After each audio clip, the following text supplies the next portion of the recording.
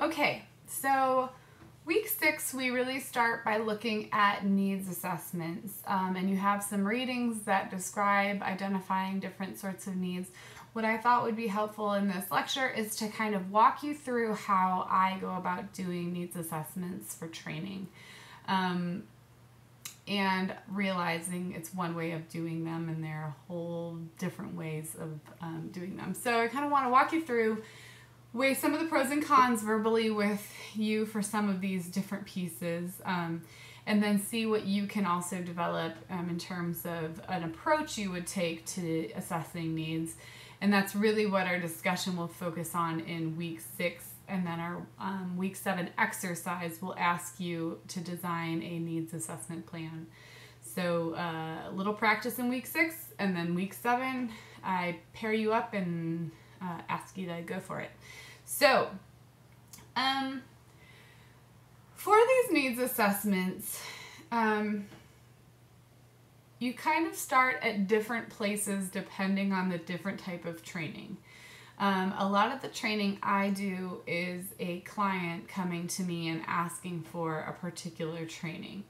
It's different if you're working in higher ed and it's up to you to design your own training. You're almost your own client. But I think we can glean from this process that I'm going to walk us through, regardless of the situation. It may be slightly more applicable to those working with a client. So oftentimes what you'll get from somebody looking for any sort of training is you'll have one person or maybe a committee of some sort coming to you with a particular need, or they won't necessarily have defined that need, but they'll say, I need intercultural training for this group at this time. Sometimes they've gone a little far and started to think through the design for you, or limited you. Some will say, well, we have an hour on Friday that you can take to do this training. And as a trainer and as a consultant, you want to be very careful about accepting that and be like, sure, no problem, I'll be there Friday then. You want to understand what's going on, because you don't want to go in, charge them for training and developing sort of a training that you think will fit if it's really not going to meet their needs, and you're not going to be able to provide something valuable and do a good job. So that gets into some of these ethics of training and makes it essential to do needs assessment. You cannot design an effective and relevant training without understanding your learner needs.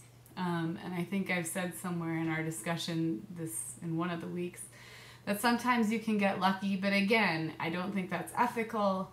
And I think usually you won't get that lucky, because there's a whole lot of different needs to consider in designing the right training. You're lucky to hit the nail on the head after you've done the whole needs assessment, designed the whole thing, and gone for it. And of course, I'm kidding. We'll be intentional, we'll design the best training and look for good results. But at the end of the day, there's a whole lot of factors. Motivation, are the learners really in it to learn, or are they in it because they were forced to come? Those sorts of things. So when you have a client coming to you asking you to design this training, you really want to work with that person or that leadership team to first understand exactly what is the context and what are their goals. You want to know what they want to see. Are they looking for improved decision making? Are they from this group? Are they looking for, do they want the group to work together better? Is it just trying to mass train a whole bunch of individuals? Is it because they've seen a need? Has there been a situation that's kind of called for this? We need diversity training because we've had all of these harassment grievances in the last month and we need those to stop. Or is it something along the lines, well, HR says we need to do a training and we don't have the resources to do it ourselves, so we have to do a training every quarter to meet some sort of policy that we have. So there can be a variety of reasons why someone's coming to you. And at that point, it's it's not that those are good or bad. It can seem like, oh, if we're just doing it because our policy says we need to, that's bad. Not necessarily. It's not ideal. You'd rather have a little more genuine motivation towards something like this. But you can work with that. You don't want to shut it down necessarily at that point. You can still see what is there for you to provide. So you also want to know about past experiences. Have they done these trainings before? How did they go? Have there been countless trainers and consultants in the past that have been, crashed and burned because of these reasons? You want to know that so you know what you're walking into. Or perhaps management has tried a whole bunch of different solutions to issues they've seen and nothing else has worked, and now they think training is the solution. And training may be the whole solution, or more likely it's a part of the solution. So you'll find yourself getting more involved in things beyond training in many circumstances, which is appropriate to a point. One thing you want to guide that group through, the leadership team still, or the client who's come to you, manager or whatever, is you want to understand what they're looking to see, what results do they want. And not just at the end of the training, but 3 months from now, what do you want to see? Describe how the workplace is different. And not just because of your training, but maybe because of initiatives that have been launched. So getting a better understanding of that sort of thing.